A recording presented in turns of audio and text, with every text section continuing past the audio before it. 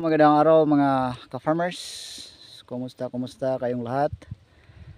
Before that, kindly subscribe po sa aking YouTube channel na Farmer Montijo Vlog. So ngayon guys, makikita nyo meron tayong mga kasamahan dito sa aming farm. Yung ginagawa namin dito ngayon is nagpa-plotting po kami. Nag-form po kami ng plot para sa another set of ampalaya. So kita nyo, gumagamit po kami ng anong Tagalog sa pala para pangbungkal ng lupa, maging form siya ng plot mga ka-farmers.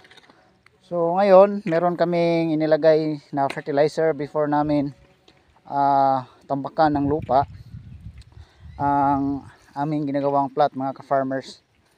So meron tayong 4 combinations of fertilizer. So makikita nyo dito meron tayong abono. Ito ay 4 combination.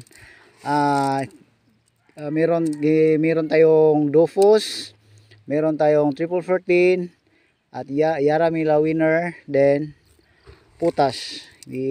Sinabay natin lahat kaya nagiging 4 fertilizer sila. So ilagay natin dito sa tabla mga ka-farmers. So ganito lang po yung paglagay ng fertilizer bago po natin lagyan ng plastic molds. But bago tayo maglagay ng plastic molds mga farmers, kailangan hintayin muna natin na mayroong darating na ulan na malakas upang yung abono natin ay matunaw talaga at ready na po na makain sa ating tanim kung mayroon na tayong naitanim na ampalaya. So ganito po kapagod yung gagawin natin para sa land preparation mga ka-farmers, dahil pawis talaga para tayong nasa construction nagmixing ng simento at saka graba. Yan, makikita nyo masyado nang malulusog yung katawan ng ating kasamahan dito. So yung isa parang napapagod ng konti kasi nalasing siya yung makaraang mga araw mga ka-farmers, uminom ng tuba.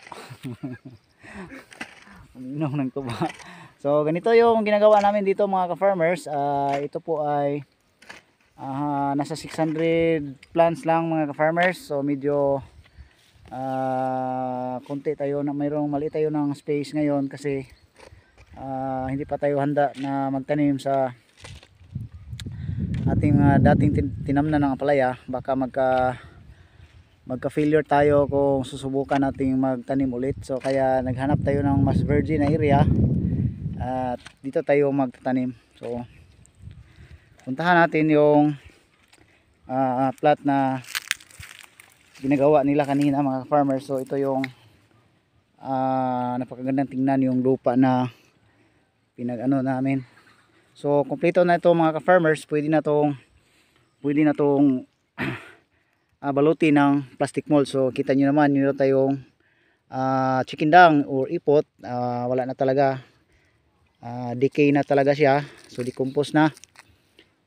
Then yung nilagay natin na commercial ngayon, hintayin natin na mayroong malakas na ulan, then saka natin baluti ng plastic molds.